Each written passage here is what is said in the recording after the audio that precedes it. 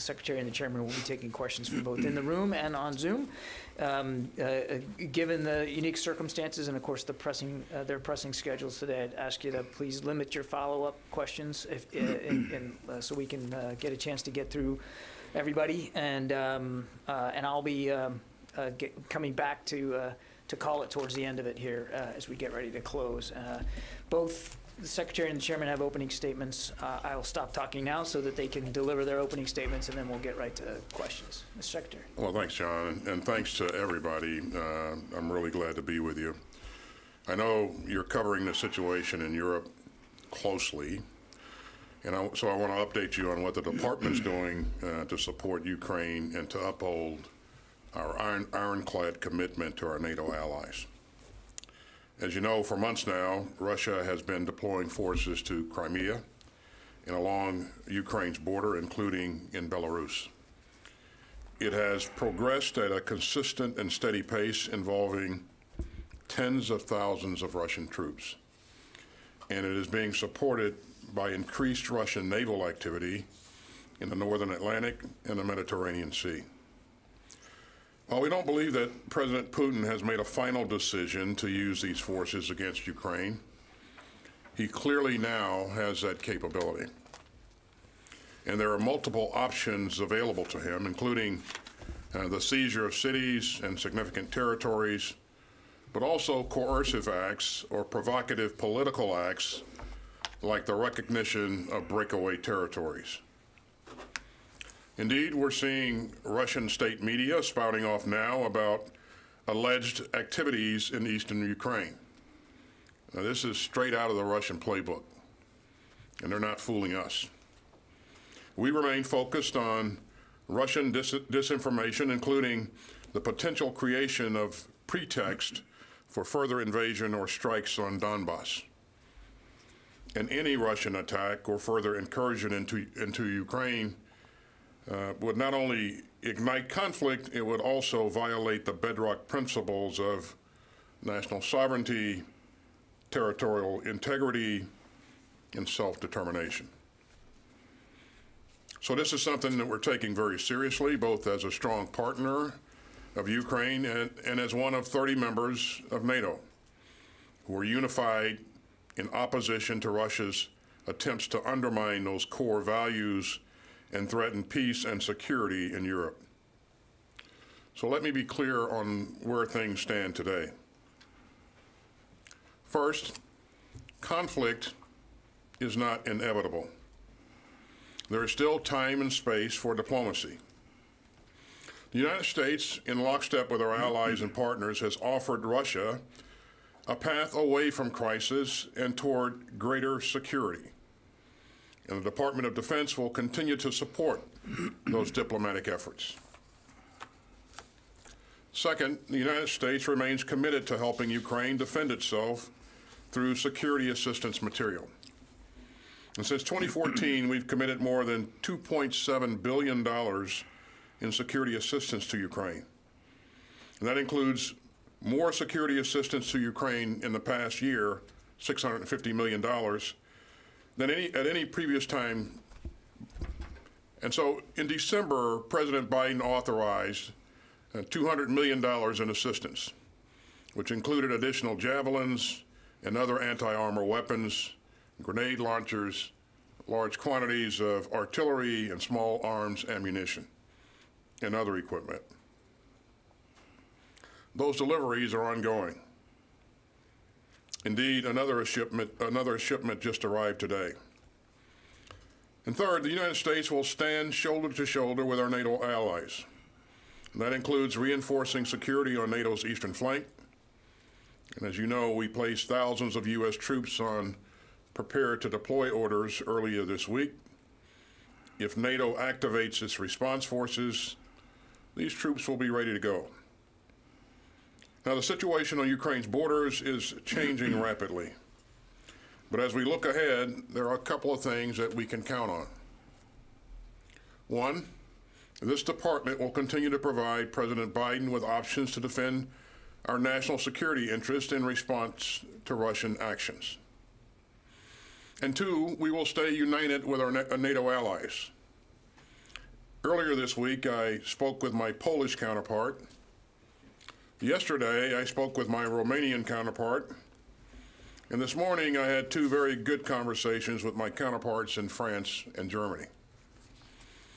As we've made clear, in addition to the significant economic and diplomatic costs that Russia will incur, a move on Ukraine will accomplish the very thing Russia says it does not want: a NATO alliance strengthened and resolved on its western flank. The United States will contribute to NATO's response forces, and we will coordinate with our NATO allies. We will make sure that they have the capabilities that they need to defend themselves. Article 5 is clear on this point.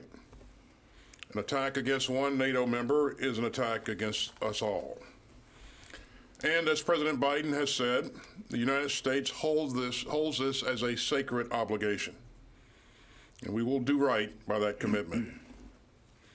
And Mr. Putin can do the right thing as well. There's no reason that this situation has to devolve into conflict. He can choose to de-escalate. He can order his troops away. He can choose dialogue and diplomacy. Whatever he decides, the United States will stand with our allies and partners. I want to briefly address two other items before we open it up for questions. First, on Wednesday, I was honored to join the President when he signed an executive order to help us deliver on the promise that all men and women in uniform should be able to serve their country free from fear of violence or harassment. This executive order will improve the military justice system's response to sexual assault, harassment, and related crimes, and I welcome it. And finally, as you know, yesterday I directed changes to the Department's civilian harm mitigation and response policy oversight and processes.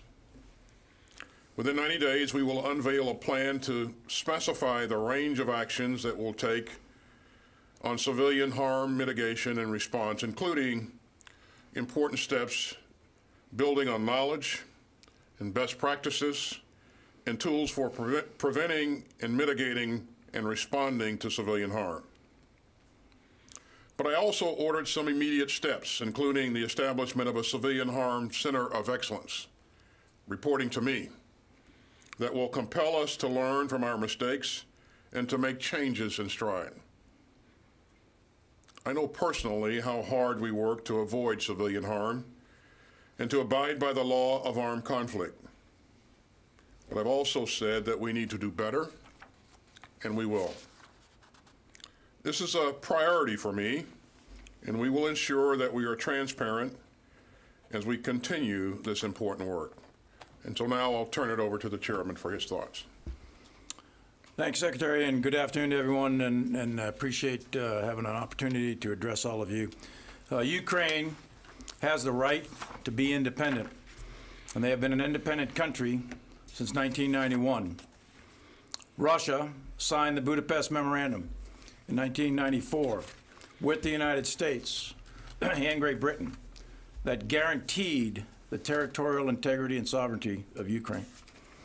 It's the policy of the United States government to continue to support an independent Ukraine and their goals, and we are continuing our effort to enhance their ability to protect themselves. We strongly encourage Russia to stand down and to pursue a resolution through diplomacy. Armed force should always be the last resort.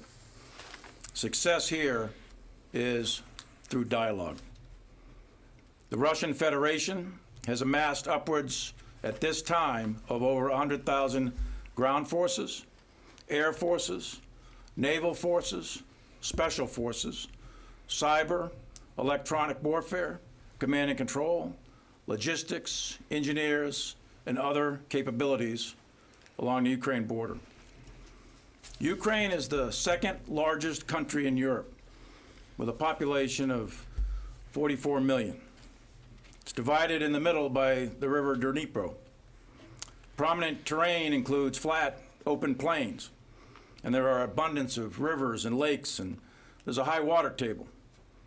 And when that high water table freezes, it makes it for optimal conditions for cross-country tracked and wheeled vehicle maneuver. The city of Kiev has a population of nearly 3 million people. Other major population centers include Kharkiv or Kharkov, Donetsk, Odessa, Dnipro, and Lviv in the west. There are many people and highly dense population centers throughout Ukraine. And if war were to break out on a scale and scope that is possible, the civilian population will suffer immensely. The Ukraine military has about 150,000 active duty service members, with many more in the reserves. They consist of multiple units, sea, air, land, and they are currently disposed and arrayed throughout Ukraine with a high density on the eastern section and a line of contact in the Donbas region. Ukraine has other units, and they maintain artillery, air defense, airfields, bases, depots, and they have a highly regarded territorial force and people's militia. Their combat capabilities have improved since 2014, when Russia annexed illegally Crimea. But they need additional help to defend themselves, especially from an invasion force the size that Russia is currently massing. If Russia chooses to invade Ukraine, it will not be cost-free in terms of casualties or other significant effects. There is a small contingent of U.S. and NATO advisors and trainers currently in Ukraine. The United States has zero offensive combat weapon systems, nor any permanent forces nor bases in Ukraine. Our role is limited in that we help train, advise, and assist with tactics, techniques, and procedures. We participate in institutional development of the Ukrainian Ministry of Defense. As the Secretary of Defense has noted, we continue to provide military material support to Ukraine, along with many other countries from NATO. And we are ready, capable, and prepared to uphold our obligation under treaty to NATO. As mentioned by the Secretary, an attack against one NATO ally is an attack against all. NATO has significant military capability. NATO has approximately 130 plus brigades of maneuver forces, not including U.S. forces, 93 squadrons of high-end fighters, 4 carriers, many more surface combatants. The military capability of NATO is very, very significant. In addition to bordering Russia and Belarus and Moldova, Ukraine has a border with 4 NATO members: Poland, Slovakia, Hungary, and Romania. The President and the Secretary of Defense have authorized the United States military to increase our readiness in the event we have to reinforce or assist our NATO allies. War is not inevitable, as the Secretary said. The right answer here is a diplomatic solution. I look forward to your questions. Thanks, Chairman. We'll turn to questions now, and we'll start with Lita. Thank you. Thank you both for doing this. Mr. Secretary, and at first, can you say whether any U.S. troops have begun moving either into or in and around Europe? And if not, can you give us an idea when that might happen? And then secondarily, how much risk is it to send additional U.S. troops to the eastern flank? Russia, even today, has said they see little room for compromise right now. Does sending additional U.S. forces to that region hand Putin an excuse to make an incursion into Ukraine? Well, thanks, Lita. You know, I think you can assume that any time that we think about troop movements, we always consider the impact that that's going to have on leaders' minds and their decision making. I just make 2 points, and you raised this earlier. We haven't actually moved any troops. We put troops on higher alert. And the second point that I would make, Lita, is that even if and when we do move troops, the purpose of those troops deploying would be to reassure allies or directly in support of NATO or both. So I think that, again, before we make any decisions on readiness or movement of troops, we always take those things into mind, what other leaders, the impact on other leaders. Yeah, I just echo what the Secretary said. We haven't deployed anybody. We haven't moved anybody yet. We're just increasing our readiness levels. And I think in terms of your question about provocation with respect to Russia, that would depend on the size, scale, scope, and type of forces that were deployed as to whether or not that was provocative to Russia. We certainly have no intent whatsoever that I'm aware of putting offensive forces to attack Russia, and I don't think that's NATO's intent at all. This is entirely engineered by Russia and President Putin as an overt act of coercion against Ukraine. We'll go to the phone now. John, I think Helene is up, Helene Cooper. Yes, sir. And so we'll go to Helene next. Hi, thank you, Secretary Austin and General Milley, for doing this. I have a questions for both of you. For Secretary Austin, you said in your opening statement that Vladimir Putin clearly now has the capability to enter Ukraine. Has he put in place the military hardware and troops that he would need to launch a full-scale invasion of all of Ukraine, the whole country? And for both you and General Milley, both of you have been military officers for 4 decades. You served in the Gulf War, in Iraq, and Afghanistan after 9/11. You've seen North Korea and Iran pursue their own nuclear ambitions. I'm wondering, does this feel different to you? How would you characterize this crisis with Ukraine and Russia in terms of its potential to spark a great power conflict? Well, in terms of whether or not he has enough forces to conduct a full-scale invasion, Helene, you heard the chairman say earlier that he's got north of 100,000 troops in the border region. That gives him a number of options. And what he's done as he's continued to move troops and resources into the region is increase his options. And so we won't predict where his decisions will take him, but we remain concerned about the range of options that he could pursue, and we'll stay focused on his problem set. And I'll turn to the chairman there for his thoughts. Yeah, in terms of the size of the forces that are amassed right now, they could. It's potential. We don't think there's been a decision, as the Secretary already made that point. But sure, with 100,000 troops and you've got combined arms formations, ground maneuver, artillery, rockets, you got air, and all the other piece parts that go with it, there's a potential that they could launch on very, very little warning. That's possible. And there's a wide scale of options that are available to Russian leadership. And the best option they should pick, in my view, is a diplomatic solution to resolve whatever differences they have. In terms of how this feels, Helene, your second part of the question, as we look at that number of troops and that amount of hardware that's in the border region, it far and away exceeds what we typically see them do for exercises. And so it's very concerning.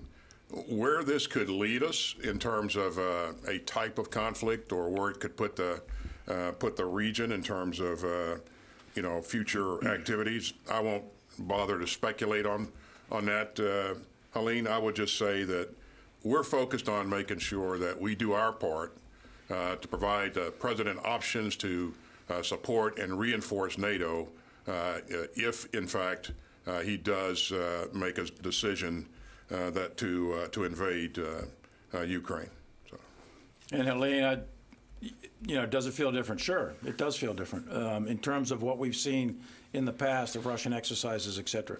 This is larger in scale and scope and the massing of forces than anything we have seen in recent memory, and I think you'd have to go back quite a while into the Cold War days to see something of this magnitude. They do annual exercises, and we watch those closely, but this is different.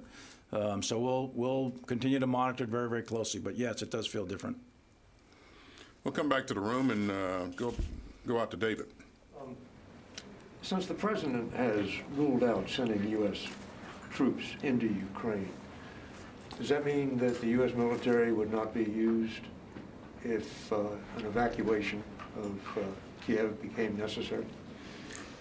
As you've indicated, David, the president's been real clear that he does not intend to put combat troops into Ukraine for the purpose of conducting combat operations. Any troops that we deploy, if we deploy troops to the region, or those troops that are already in the region, have multiple capabilities. And so as we conduct our planning, we always look at a range of options that we may have to pursue. But again, to the point that you made earlier, David, the president has been clear about not employing troops in Ukraine for combat purposes. Does that rule out using U.S. troops for evacuation purposes? I won't speculate, David, but I would say that we prepare for a range of activities and options. That's what we've always done, and that's what you can expect us to do going forward. And David, the State Department has issued out travel advisories. Those are in effect right now. And those advisories say, what's the effect of don't travel to Ukraine, if American citizen, and if you're in Ukraine, you should consider leaving Ukraine. And you can go to the State Department website and see what they've put up. There were similar advisories before Afghanistan, too, and it didn't forestall an evacuation crisis. That's also correct. Rest assured, David, that whatever task the United States military is called upon to accomplish, we'll be prepared to do it. Let's go back to the phone and reach out to Phil Stewart. Phil? Yes, hi, I have a question for both of you. To Secretary Austin, President Biden's decision to rule out deploying U.S. forces to combat Russia early in the crisis must have impacted Putin's calculus in some way. How do you assess that it's impacted his calculus? And do you have any concerns about pursuing a strategy other than ambiguity as far as deterrence goes? And to Chairman Milley, if President Biden responds by deploying U.S. troops in NATO's eastern flank or with economic sanctions, how do you anticipate that Russia will retaliate? How are you preparing for potential retaliation in Europe, and how are you preparing for potential retaliation against the homeland, perhaps by Russian use of cyber warfare? Thank you. Thanks, Phil. I won't speculate about what or how President Putin is thinking. I think that's been the question that everybody has. You know, what if he did something like this? What would he possibly want to achieve? So I won't speculate on that. I would say that our focus is to make sure that whatever happens, we're prepared to reassure our allies in the region and support NATO's efforts. And of course, this is about NATO and the alliance. And I would remind you that NATO is a defensive alliance. Again, you've heard the chairman talk about the resources that NATO has, and I think they are considerable resources. And again, it's important to make sure that we keep the alliance united. And Phil, I would just echo that, you know, the uniformed U.S. military is prepared to do whatever we're directed to do. And we are increasing our readiness postures for units, and we'll be prepared to execute whatever the President and Secretary of Defense require of us. With respect to your question about the homeland and cyber and all of that, we have capabilities. I'm not going to go into them here at the microphone, but we've got a significant amount of capabilities to defend and do whatever is necessary to protect the homeland. Okay, let me stick with the phone here, and I think Nancy Youssef is out there. Nancy? Thank you, sir. I have a question for each of you. Mr. Secretary, this week we heard about military commitments from Denmark, the Netherlands, and Spain, among others, to defend the alliance. I'd like to talk about one decision in particular, and that is Canada's decision to keep as many as 400 trainers in Ukraine. The U.S. has half that amount now. Would the U.S. consider sending more trainers or advisors, or does it believe they're enough there to deter Russian aggression? And Chairman Milley, do you believe that the Ukrainian armed forces have taken all the necessary steps to defend against a large-scale Russian invasion? Or do you fear that in their push to not provoke panic, the Ukrainian government has not done enough? Thank you. Thanks, Nancy. Let me, at the top, thank Canada and our other allies for what they continue to do alongside us to support Ukraine. I applaud their efforts, and certainly we have had advisors and trainers there since 2014, as the chairman indicated earlier, and we remain focused on providing all of the assistance in terms of training and advising that Ukraine feels it needs, and we work that issue with them on a consistent basis.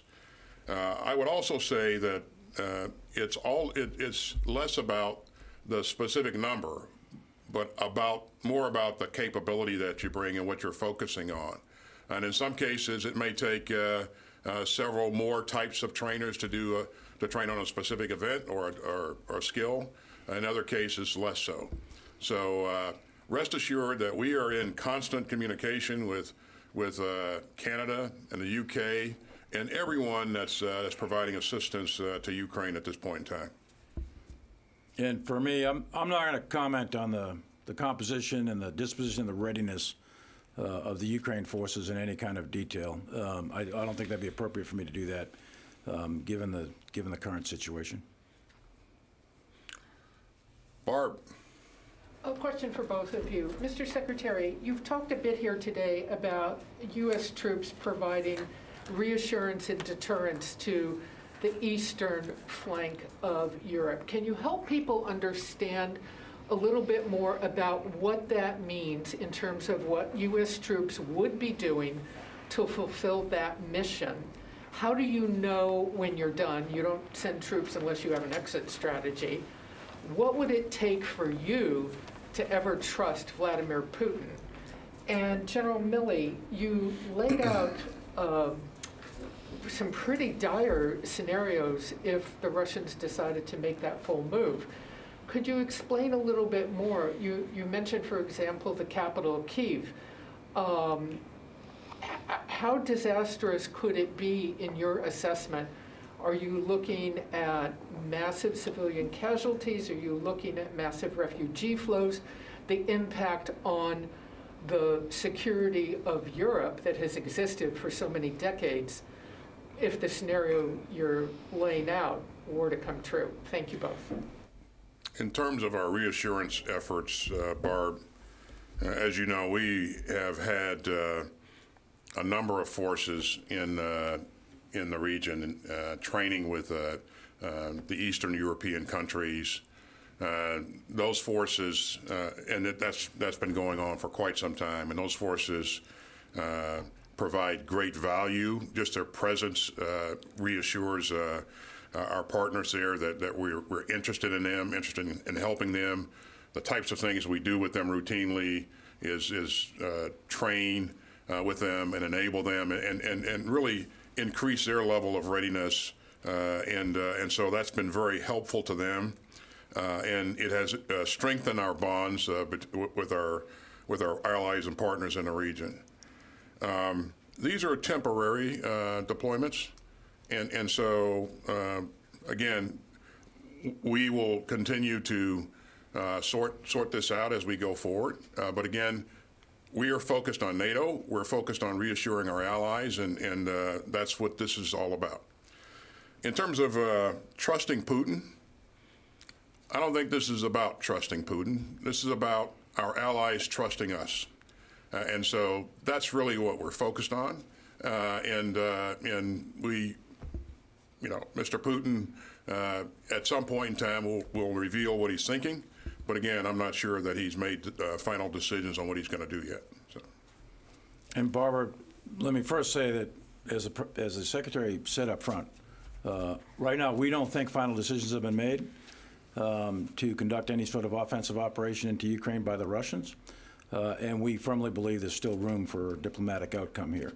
Having said that, given the type of forces that are arrayed, the ground maneuver forces, the artillery, the ballistic missiles, the air forces, all of it packaged together, if that was unleashed on Ukraine, it would be significant, very significant, and it would result in a significant amount of casualties. And you can imagine what that might look like in dense urban areas, along roads and so on and so forth. It would be horrific. It would be terrible.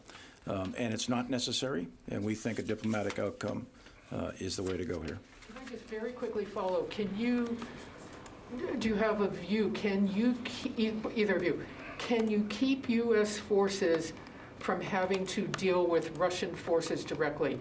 If you're reinforcing Eastern Europe, for example, will U.S. forces potentially be in missions against Russian forces? Can you keep them away from Russian forces?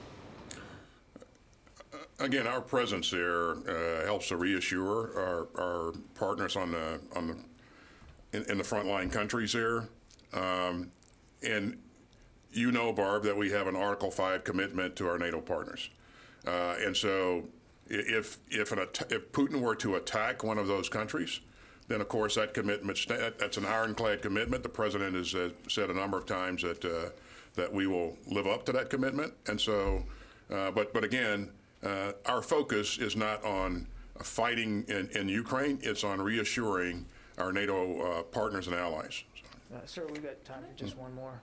One more, sir. Sir? Can I follow up You on got time for one more. Yeah. So let's go to Louis from ABC. Hi, sir. Thank you to both of you for doing this briefing today. I'd like to go back to something that Lita asked at the top and the way that you framed the response about provocations and how they're perceived by Russia. Typically, you do not disclose prepare to deploy orders, particularly when you're talking about large numbers of forces like the 8,500 that you put out this week. What was the calculus in doing that? Are you sending a message to Russia? And is it possible that the way they see that, they may see that themselves as a provocation? Again, our focus is on making sure that we're ready to live up to our commitment to NATO should the NATO response force be activated by NATO. This putting our forces on a shorter string enables us to get there in a shorter period of time. And again, I think that provides reassurance to NATO that we're ready to live up to our commitments. In terms of what Putin thinks and the way he feels about things, again, it's hard to predict. We take those kinds of things into consideration, but again, if you look at the forces that he has moved into the region and that he continues to move into the region, there was no provocation that caused him to move those forces. So, we'll continue to listen to what he says and watch what he does. Chairman. Yeah, I would echo all of that. With respect to the PTDO forces, for 20 years, Iraq, Afghanistan, et cetera, we've announced when forces are rotating, et cetera. We attempt to be transparent with you and with Congress and with the American people on the use and the deployment of military forces. We alerted, based on the direction from the President and the Secretary of Defense, we increased the readiness status of these forces. So the forces themselves have been told, and we think it's a better, from a transparency standpoint, better to inform you, the media, the American people and Congress of the forces that are out there that are being alerted. In addition to that, the piece about assuring and deterring with respect to our NATO allies. But we think it's also important to be transparent with you and the American people about what we're doing with your military. Thank you all. We have to get going. Thank you so much, gentlemen.